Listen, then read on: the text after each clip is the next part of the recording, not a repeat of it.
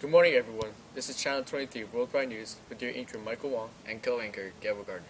Today, we will be covering imperialism throughout the non-European world and the effects it made on the countries. First off, imperialism has begun in many different countries due to many new inventions, such as the steamboat, the railroads, and the Maxim gun. The first group that was conquered was the Congo by the Belgians. While Dr. Livingstone was presumed dead, journalist Henry Stanley went on a journey to find Dr. Livingstone. From there, Henry Stanley became familiar with the Congo people. He returned home and came back with treaties signed by all of the Congo chiefs, giving Belgium free reign on the Congo. Many other countries have been conquered and affected by imperialism. Let's go to Mikey's salute for all of the countries affected. As we look at the map of the world, we can see all the countries being imperialized and by which countries. most of Africa has been taken over by the British, the French, the Dutch, the Italians, the Germans, and the Belgians. As we look at the Pacific Rim, we can see Indochina being controlled by France, the US taking over the Philippines and Hawaii, and Britain taking over Malaysia. Speaking of Britain, they're ruling over this new country called India, who's fighting for their independence. Obviously, imperialism is affecting many countries. Whether this is good or bad is up to debate. Back to you, Gabe. Thank you, Mikey. As you can see, only Liberia in the west and Ethiopia in the east have been able to resist imperialism control. Imperialism has also reached Australia and New Zealand. Australia started out as an area for penal colonies, or colonies from convicts from Britain. They found natives, known as Aborigines, in Australia. They were peaceful and easily conquered. New Zealand was a different story, though. The natives there, named the Maori, were fierce and fought the British desperately until eventually the Maori surrendered after years of being outgunned and being attacked by disease. Farther west, we can see that the Ottoman Empire has taken a turn for the worst. After being a vast empire and a leader in technology, they have lost great amounts of land and fell behind in the race for technology. The Russians launched an attack on the Ottoman Empire to gain access to the Black Sea. Known as the Crimean War, the Ottomans eventually won with the help of Britain and France. Unfortunately, they were backstabbed and lost the majority of their land to Britain and France. The only bright side to all of this was that it served as a model for other countries in the area, like Egypt and Persia.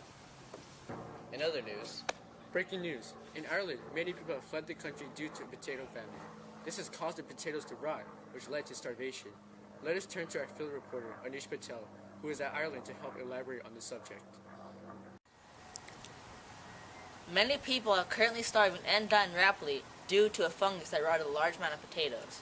Potatoes are a huge part of the Irish people's diet, and since the food supply has been destroyed, many Irish moved to America to be able to survive. Another important subject is the cure to malaria, which is known as quinine. This cure is allowing people to travel into Africa much easier without being affected by malaria. Another important topic is Hawaii. Hawaii has just been annexed by the United States and has just become the 50th state of the United States. This is crucial because Hawaii is a major sugar export and the United States now have control of this export. Back to you, Michael.